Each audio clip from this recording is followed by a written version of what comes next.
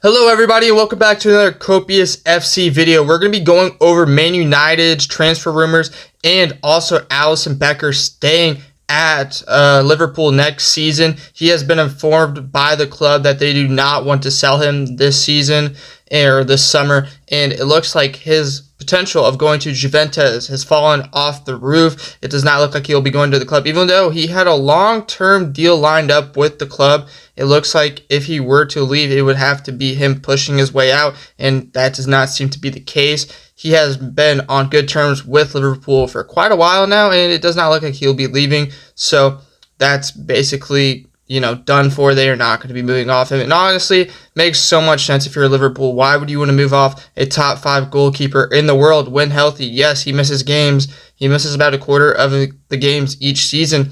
But you have good depth at the goalkeeper position. Why move off Alisson, even if it is for like a 15 million euros?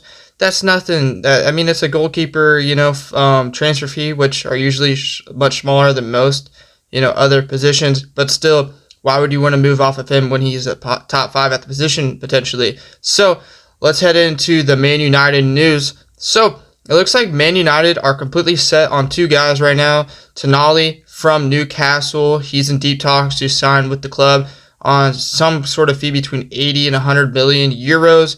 And obviously it's going to be a long-term deal, probably a 5-year deal if I had to guess, 4 to 5 years.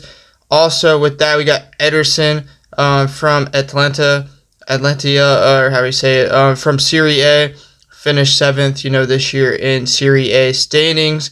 He will be leaving the club of Atlanta and he'll be going to Man United. It looks like that deal is more so done than any other deal for Man United at the current stance. And it's probably going to be around a 50 million euro transfer fee, which is quite a bit. He's a 27-year-old. Looks like they're going to be doing a 4-year add-on of years to his current contract, so it'll be 5 years in total. And it's going to be a pretty, expensive player. He could be 150K, 200K a week. So I don't know how people are going to feel about that. He's not very proven, when it comes to Premier League play. But, in Serie A, he played phenomenal this season, in my opinion. He's going to play good, minutes for, Man United. But if they do get Tonali, which is looking like that it's a very good chance at this current moment in time, he's going to be, that 4th guy in the midfield. He's probably going to play a lot of, games in, Carabao Cup, the FA Cup. He's going to play a lot of Premier League games. Probably not many games starting. If I had to guess, Champions League. Maybe it will rotate in towards the end of the games, most likely. But that's only if they get Tonali. And they need to get Tonali because the other options are Matheus Fernandes, Baleba, both, lower end, high potential players in the midfield. And then your only other option other than Tonali is Elliot Anderson, if you're talking about Premier League players. But there's no way they get him. He's going to go for 115 million euros plus, potentially all the way to 130 million euros plus. That would be very hard to pay for. And honestly, for Tonali, his market has only decreased over time.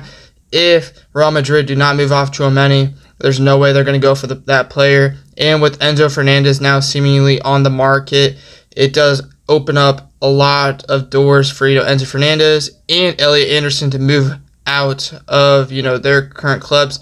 So you'd imagine one would go to Man City, one would go to Real Madrid. If Real Madrid do not move off Tchouaméni, then how are they going to be able to afford, and how are they even going to have the option to play guys when they have Camavinga, Valverde, Jude Bellingham, so many other players in the midfield?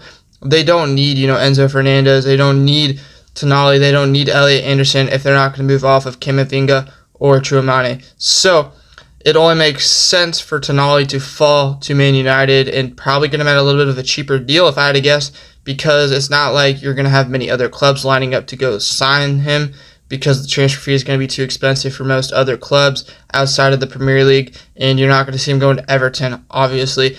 He's not going to leave Newcastle to go to Everton, let's just be honest here. So makes most sense for him to go to a club like Man United. But if that were to fall through, imagine it'd be Matheus Fernandes taking his spot, and then Baleba it'd probably be Baleba, Fernandes, and Ederson. Ederson seems like he's a done deal at this point. Also in the news, we got to talk about this. Bruno Fernandes is working on a long-term deal with Man United. They really want to get a new deal done. He has that 57 million euro release clause. So if a club like, let's say, Galatasaray really wanted to make a move for him and, pay that fee, give him a huge contract to go play for them, which he's been linked to for quite a while now. Same thing for, a few other clubs like Real Madrid. He's been linked to them for a little bit as well. Those are really the only two clubs I can see going after him. So it does make sense for Man United to want to get this deal done, get that release clause up, or just make it so it's like 100, something million. He's a little bit of an older player, at the position. He's played phenomenal. This is his best season by far, obviously Premier League Player of the Year. But you're not just going to, go after a guy when he's aging, just had his best season. If it's going to be over, 100 million euros, that just doesn't make too much sense. So hopefully they get that deal done. And Man United is going to be stacked in the midfield. Obviously, you got to replace Casemiro. But, if you add depth, you got to add depth to the position if you're going to be playing in Champions League. And if you want to stay in Champions League, because you got to stay at the top of that table, it's not going to be easy with teams like Chelsea, Spurs, these big six clubs that aren't going to be playing in Europe next season.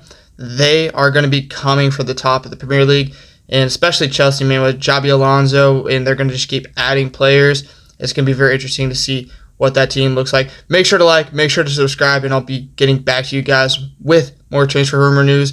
There's a lot of stuff, coming up with Liverpool, Spurs, Chelsea. We got to keep talking about this, so make sure to like and subscribe. Peace.